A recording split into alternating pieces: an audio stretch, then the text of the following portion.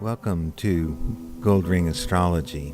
Today we will be discussing current events, so stay tuned.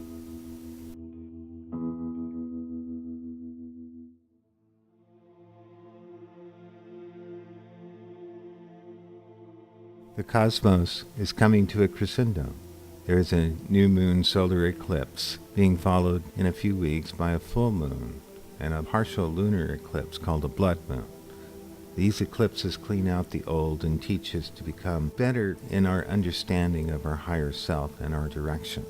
They work at a collective level of the planet and are perfectly choreographed dance of the Earth, Sun, and Moon. It's a significant point of time, and the energy of the civilization is very powerful. The moon rules the population, masses, people, and it's in natural opposition to the Capricorn energy, which is about management and the corporate structures. The sun rules nations, leaders, egos, and identities. Pluto is in Capricorn at the present time for about a 24-year stay, rules money, corporations, governments, and underworlds. In this time period, we are seeing corporations changing. They have become completely invincible. Their imperialism has become warmongering, world-changing from a standpoint of profit rather than a standpoint of quality of life. In private consultation and on personal levels, the astrologer looks at what signs and what polarity and what's going on with the eclipse for a general idea how it affects them. The effects of each eclipse are very apparent before the time of the eclipse by 2 weeks. Every 2 weeks there's either a full moon or a new moon.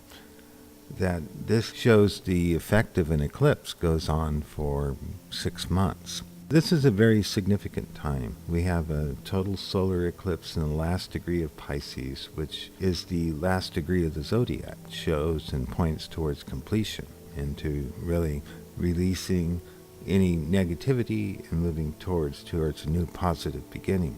The new moon barely leaves Pisces and then it enters Aries while it is transiting to the new moon within 10 minutes of the solar eclipse. This conjunction is a very special one. The 29th degree of all signs is considered a degree that brings the ending of events. It is also the most powerful, as in that energy of that sign, it is pushing through a membrane or a layer.